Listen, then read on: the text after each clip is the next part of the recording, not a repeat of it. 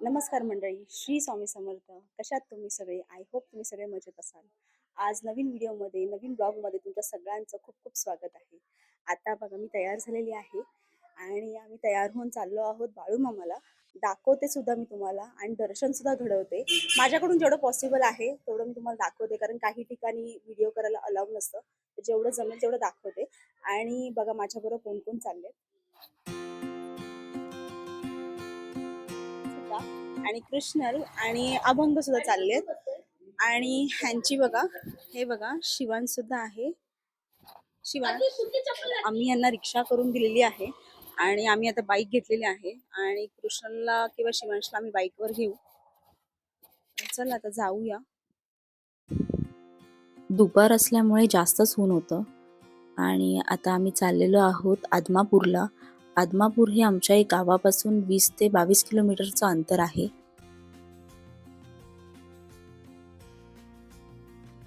आदमापूर म्हणजे बाळूमामांचं पवित्र स्थान आहे. इथे ना हजारो लाखो लोक दर्शनाला येतात आणि इथे त्यांची समाधी सुद्धा आहे. तुम्ही कधी इथे बाळूमामाला आला आहात का? आला असाल तर नक्कीच मला कमेंट सेक्शन मध्ये कळवा.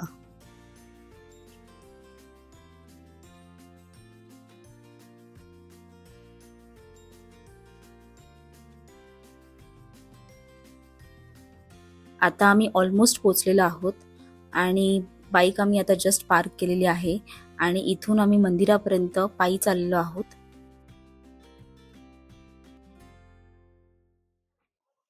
ऊन लागतंय ना, म्हणून कृष्णला अशी करते.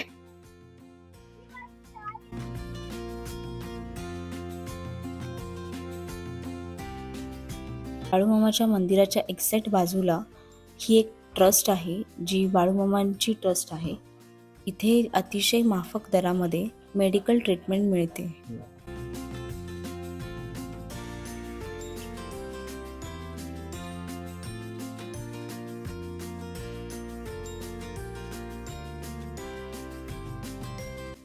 तुम्ही पाहू शकता इथे भाविकांची केवढी गर्दी आहे आणि ही रोज असते ही गर्दी, तरी सुद्धा ह्यांची रोज उत्तम सोय होते. आणि दर्शनाची सुद्धा एक मस्त अरेंजमेंट केलेली आहे आणि दर्शन सुद्धा खूप छान होतं.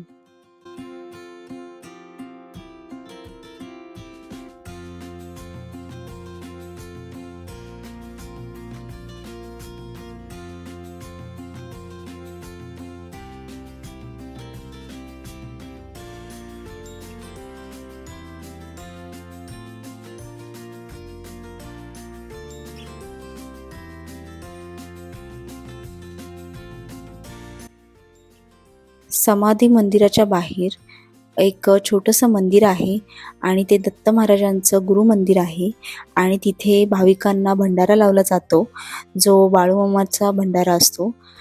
तुम्ही पाहू शकता.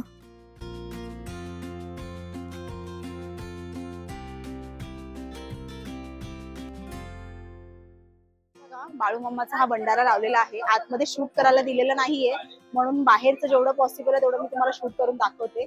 आपण जाऊया चला.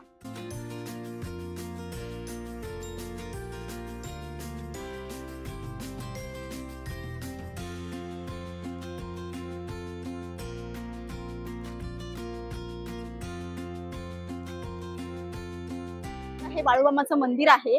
इथे आतमध्ये व्हिडिओ करायला अलाउ नाही केलेला आहे, त्याच्यामुळे बाहेरचा परिसर तुम्हाला मी दाखवते आणि खूप छान आहे, मस्त. आता आम्ही नैवेद्य म्हणजे जेवण घ्यायला चाललोय, आम्ही प्रसाद घ्यायला चाललोय. आपण जाऊया चला. मंदिराच्या एक्झॅक्ट डाव्या बाजूला जिथे अन्नछत्राची अरेंजमेंट त्यांनी केलेली आहे, तिकडे जाताना छोटे छोटे स्टॉल्स आहेत, जसं की लहान मुलांची खेळणी मिळतात. परत घोंगडी, जे बाळूमामा घोंगडी वापरत होते तशी घोंगडी सुद्धा तिथे स्टॉल्स मध्ये होते.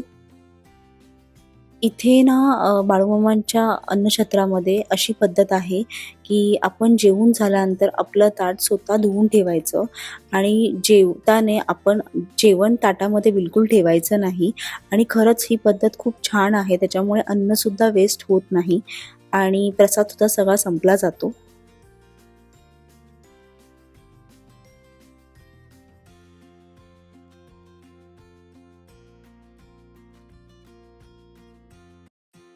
बाळूमामांच्या अन्नछत्रामध्ये नॉर्मल डेजमध्ये लोक 1000 ते 3000 लोक जेवून जातात आणि जर शनिवार रविवार असेल तर 3000 ते 7000 प्लस लोक तिथे जेवण म्हणजे प्रसाद घेतात.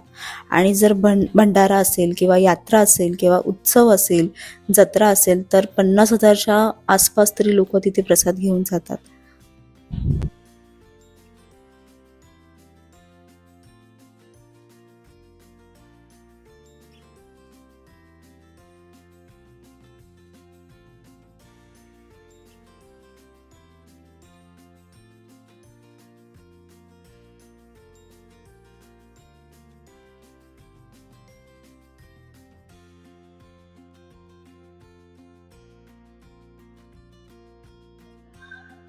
एक आहे, माझ्या हातून एक घास खा. पटकन पटकन पटकन प्रसाद आहे. हे प्रसादासाठी यांनी अरेंज केलेलं आहे. म्हणजे भाविकांचं जर पाया पडून झाल्यानंतर इथे आपण प्रसाद घेऊ शकतो. आणि जेवणामध्ये बघा तुम्ही डाळ, भात आणि भाजी, मस्त प्रसाद आहे, टेस्टी आहे. त्याला मग जेवते. इथे अन्नछत्रामध्ये जे काही सेवेकरी आहेत, ज्यामध्ये आचारी, परत हे जे बाहेर जेवण वाढणारे आहेत आणि जे सिक्युरिटी आहेत, ते जे काही पण सेवा करत आहेत, खरोखर ते कौतुकास्पद आहेत. आणि खरोखर त्यांची जी काही सेवा आहे ती बाळूमामापर्यंत नक्की पोचत असेल, कारण की मी बघते की खूप सगळ्या गोष्टीसाठी ते लोक एफर्ट घेत आहेत. इकडच्या लोकांची अशी मान्यता आहे की ही इच्छापूर्ती झाड आहे. इथे जर कॉइन चिकटलं तर इच्छा पूर्ण होते आणि त्याच्या श्रद्धेने लोक इथे कॉइन चिटकवतात. बघा तुम्ही बघू शकता. आणि खरंच इथे इच्छा पूर्ण झालेल्या पण आहेत असं मानलं जातं. तर आपण पण हे करून बघूया. इथे तुम्ही पाहू शकता, इथे सगळेजण अतिशय श्रद्धेने आपला कॉइन चिटकवण्याचा प्रयत्न करत आहेत.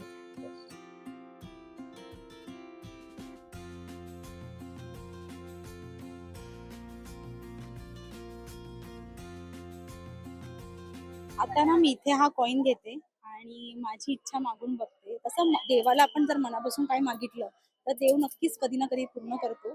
पण आता सगळे करतात तर मला पण करून बघायचं. काही दिले परत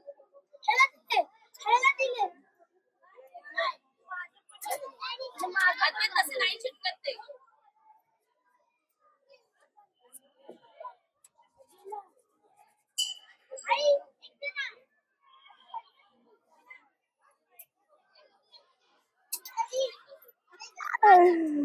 थांब थांब, इथून असं घे, असं घे, थांब इथून असं घे, असं घे, पकड पकड पकड.